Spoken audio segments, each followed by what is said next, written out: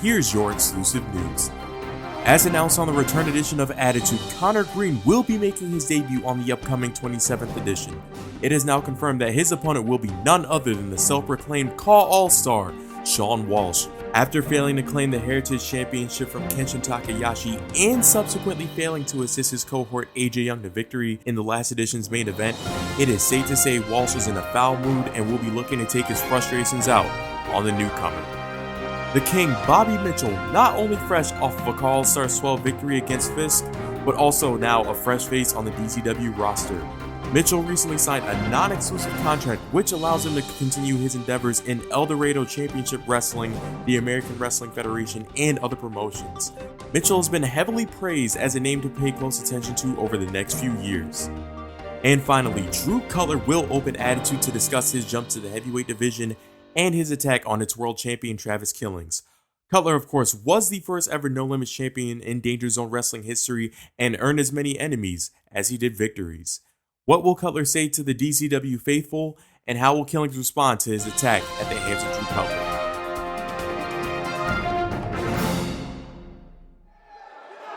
Folks, welcome to Danger Zone Wrestling Exclusive. I am your commentator, as always, Antoine Princeton. We are here in Danger Zone Wrestling Studios on location in Cincinnati, Ohio, and the fans are ready for not one, but two matches. Ladies and gentlemen, the following is a tag team contest scheduled for one fall. In the ring is Leon Valeska and Brady Boone.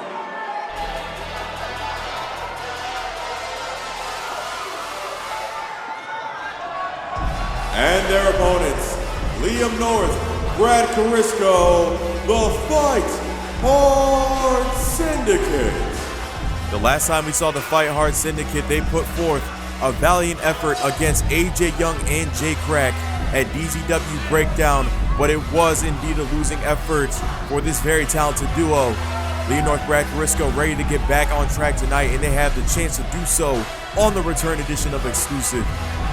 Brad Carisco's hitting power is noted, as well as Liam North's technical ability, but can those things get them the victory here tonight?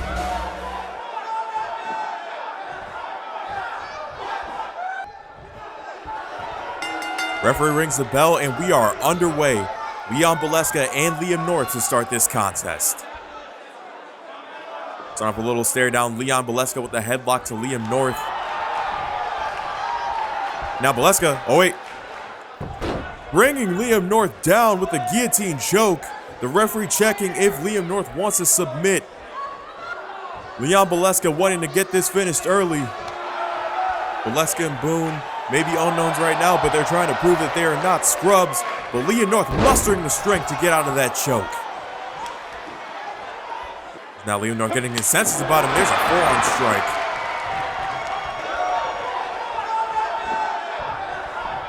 North now sending Leon Valeska what I thought was going to be the corner, but ended up being a hip toss. And now here comes that technical prowess I've been mentioning from Liam North. Quite an impressive young competitor, as he has Leon Valeska in a modified armbar. Now the referee asking Leon Valeska the same if he wants to submit, but Leon rolling out, fighting through the pain. What's Valeska going for here? Oh, was going for a suplex. Liam North got out of it. And now some strikes. Combination. Now North sending Valeska into Boone's territory. And running full steam ahead with the forearm strike. Valeska looks down. Could he be out? And now instead getting to his feet. Slowly but surely. And now North attempting a suplex of his own. Valeska with the knee strike for a counter. And now North in the danger zone. Tag made to Brady Boone. Impressive combination. Double elbow. And then the fist drop senton. Boone and Valeska have control of this match thus far. And Boone getting a little overexcited. He cannot underestimate the Fight Hard Syndicate. They might be coming off of a big loss, but these are two very dangerous men. Now Boone sending North shoulder first into the ring post and stomping him right in the chest. Fight Hard Syndicate, one has to wonder where they will go from here after losing to Rush Hour at Breakdown. This is the first we are seeing of them. Who knows, is a rematch in their future? Are they in line for maybe tag title contention if they can pick up a couple wins? Who knows, folks? But the road to tag team glory starts here if they can pick up a win against Boone and Boleska. North has Fight Hard Syndicate in good shape right now. Could he be thinking about making a tag to Brad Carisco and instead sending Boone into the corner? Now back into the corner. It sends Boone flying with the belly-to-belly suplex. Overhead belly-to-belly to Brady Boone. And now what's North going for here? Dragon suplex. North turning into a human suplex machine. And is going to make the tag to his partner, Brad Carisco. You talk about a heavy hitter. Brad Carisco fits that bill 100%. And a double kick to the chest of Brady Boone.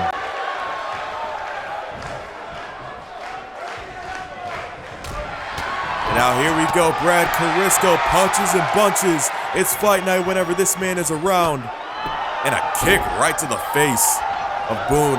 Boleska reaching out, wanting Boone to make the tag, sensing he's in trouble, but Boone managing, or at least trying to chop down Brad Carisco, sends him to the ground.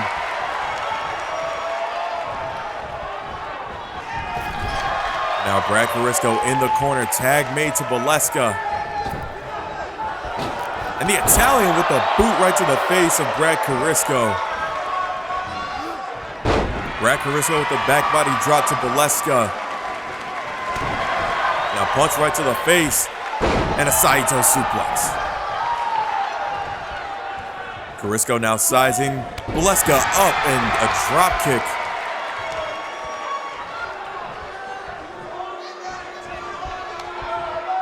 Now Carisco has Boleska up and plants him down with the Ricola bomb.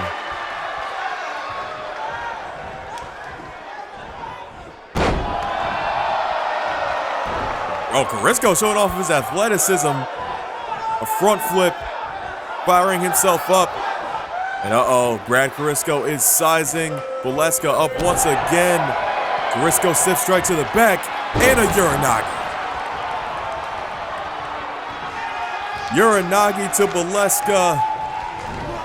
And now Boleska in the corner of the Fight Hard Syndicate. Tag is made to Liam North. Liam North calling it right here. Kick, brainbuster.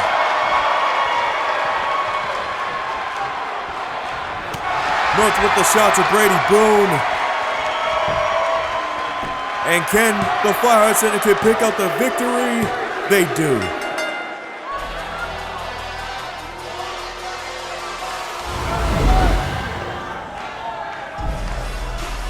Here are your winners by way of pinfall. The Fight Hard Syndicate. The Fight Hard Syndicate trying to make their way back to tag title contention, and they definitely made a statement here tonight. But I'm getting word through my headset that we're going to hear from Kevin Wunderman. Bison and Vincent, Buffalo and Venison, I don't give a damn. Well, everybody's wondering who's going to win the luck of the draw. If it's going to be Bison, it's going to be Vincent. Maybe you all should have been wondering, hey, where the hell is Mr. Race to the Top? Where the hell is the world's most wonderful man, Kevin Wunderman? In case you forgot my beautiful face, allow me to reintroduce myself. That's exactly who you're looking at. The world's most wonderful man, the Race to the Top winner, Kevin Wunderman. And I'm back. And you see, just because everybody's focused on Luck of the Draw, how about I say this? How about I say that Kevin Wunderman is going to enter Luck of the Draw? But before that, I want a rematch with you, Bison. I want a rematch with you not because I blame you for the fact that I haven't been on a show in so goddamn long. No, I want a rematch with you because I want to prove to everybody that the Luck of the Draw, the smart money, isn't on Bison, isn't on Vincent, no, it's on Wunderman. And then the Luck of the Draw itself, I want to prove to everybody that you don't need goddamn luck when you're so goddamn wonderful. Don't forget, I am Kevin Wunderman. I am wonderful, and so can you. Well, folks, big news from Kevin Wunderman. Not only is he challenging Bison to a rematch from their matchup at Revive, but Kevin Wunderman is officially confirmed for Luck of the Draw, joining the field of Bison, Kobe Vincent, Sean Stevens, and others. More to come for Luck of the Draw, of the winner getting a shot at the DZW Championship in the near future. But Kevin Wunderman isn't the only man we are going to hear from tonight, because here comes Aether Atomsk. Aether Atomsk has been pulling off an impressive string of victories lately. He defeated Jeffrey Albritton at Breakdown.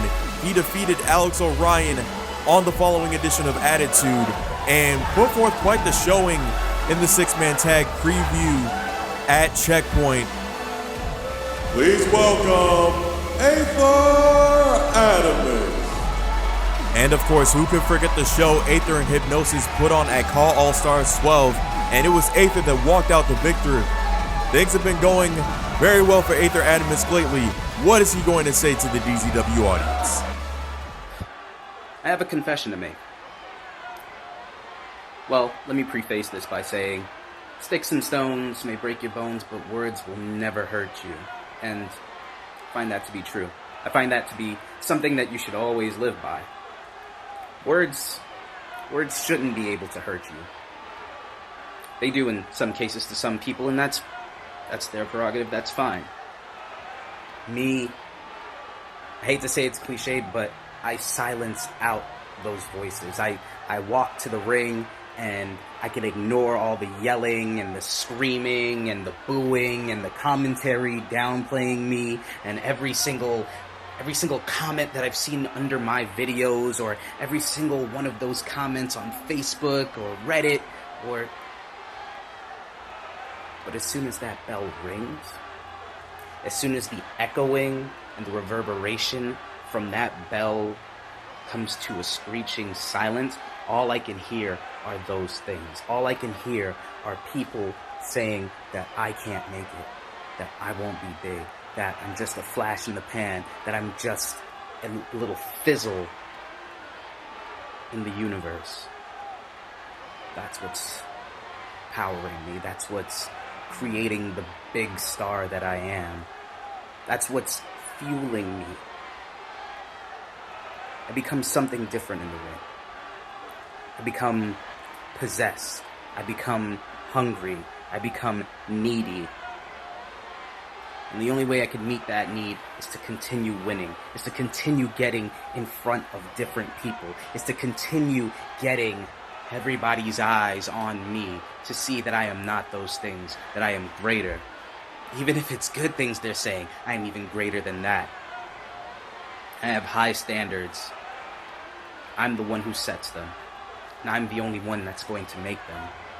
I'm going to be the biggest thing this universe has seen. And that's the Big Bang. Aether Atomsk very aware of the high expectations that he has, not just in Danger Zone Wrestling, but the entire CAW Wrestling universe. Aether more than happy to live up to the challenge. But folks, coming up next is our exclusive main event. The natural Walter Scott, CAW Stars Tag Team Champion, goes one-on-one with Cory Parker.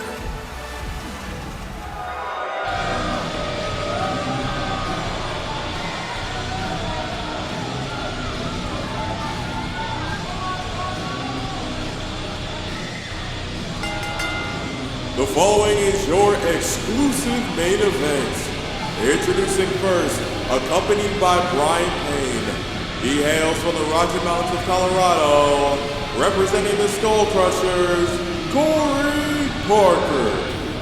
Cory Parker and Brian Payne have not been seen in quite some time. They are quite the formidable duo, but their absence has made them, in some ways, an afterthought. So Cory Parker looking to solve that, looking to correct that. And what a better way to turn not only Cory Parker's, but the Skull Crushers' collective fortunes around than a victory over someone the caliber of the natural Walter Scott.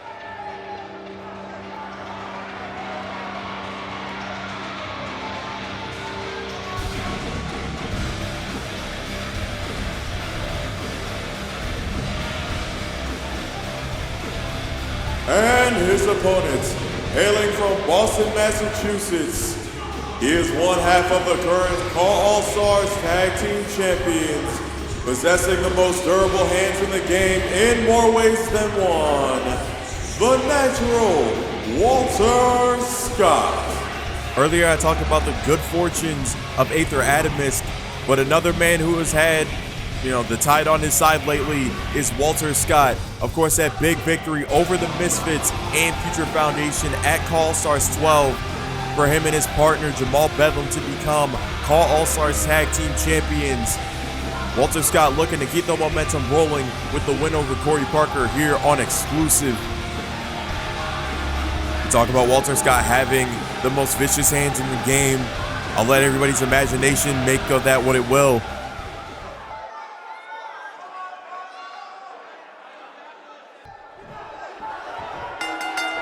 Scott and Parker is underway. Folks, as I was mentioning, the key to victory for Scott here is going to be the speed of his hands, and we're seeing it on display right now. He has Cory Parker already on the floor. Scott cannot risk getting into a grapple battle with Cory Parker. Cory Parker possessing a clear strength advantage over Scott. Parker sends Scott into the ropes and plants him down with a modified spine buster. There's that power on display from Cory Parker. Parker with a drop kick in the corner. One thing I must mention about Cory Parker is that he is deceptively agile, as we are seeing here, and launches Walter Scott with an overhead belly to belly after ramming his shoulder right into his midsection. Going for the pin on Scott. 2. Scott out at 2.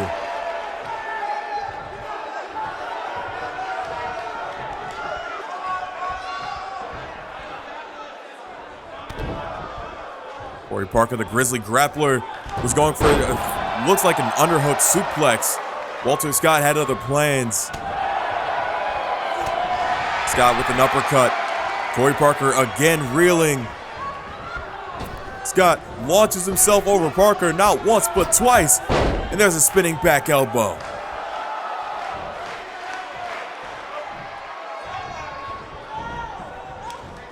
Now Walter Scott showing some strength in his own right, planting Cory Parker down with a gut buster. And now Parker has Scott by the fresh cut and drops him down with an uppercut. Low landed right to Walter Scott's upper back and neck area. Might be something to watch for later on in this match. But now Parker sending Walter Scott back into the corner. And now dragging Walter Scott's carcass. And this doesn't look good. That's 300 pounds crushing Walter Scott. And somehow Walter Scott musters the energy to kick out. But after having 300 pounds planted on him, how much energy does a natural have left? As Parker goes for a power bomb, Walter Scott, 3 right hands right to the face of Cory Parker. And a knee, followed by a clothesline. Scott sees his opportunity going straight for the high rent district. Parker getting to his feet slowly, and air Walter Scott. Walter Scott went airborne, lands a strike combination, but Cory Parker still up, but not after that gut buster. Scott running towards the ropes. I think he was going for a bicycle kick of some sort, but Parker has Walter Scott up. Knee to the ribs, and slams him to the mat. Parker looking to manhandle his way to victory, and there's another knee to the rib area, and another knee to Walter Scott. Hoping to take the air out of Walter Scott's lungs, which would severely impact the speed advantage that Walter Scott currently has over Cory Parker. Scott, however, back in control. It might be thinking suplex, and no, instead, small package driver Good awareness from the referee, though, stopping the count as Cory Parker's right foot was under the rope.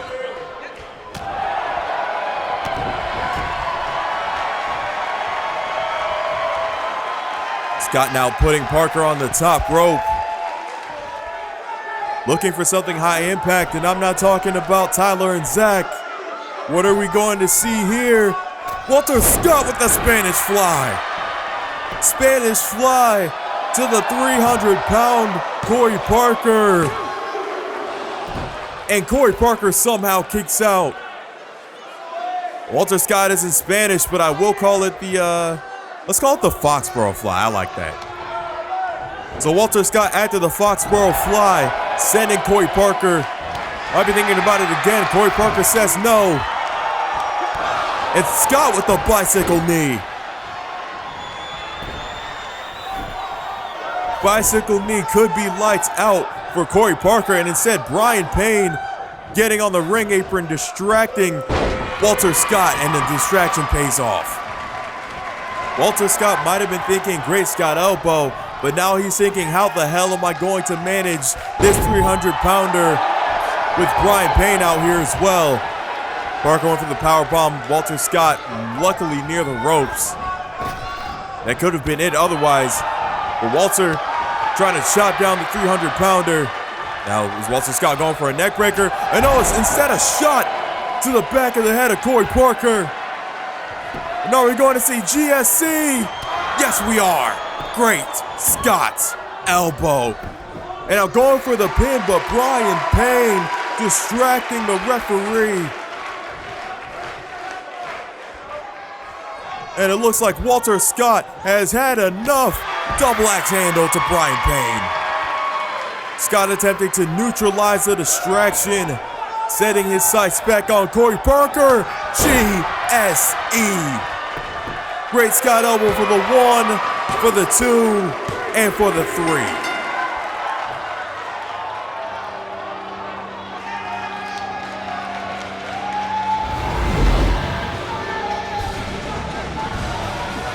Here is your winner by way of pinfall, Walter Scott.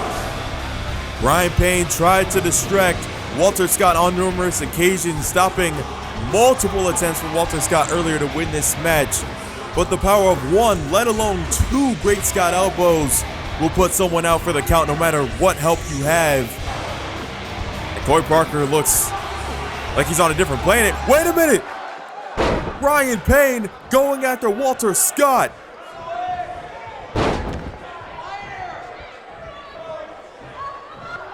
Brian Payne just throwing Walter Scott around. Clearly not happy about the result of this match. Looking to take his frustrations out on Walter Scott and drops him square into the mat.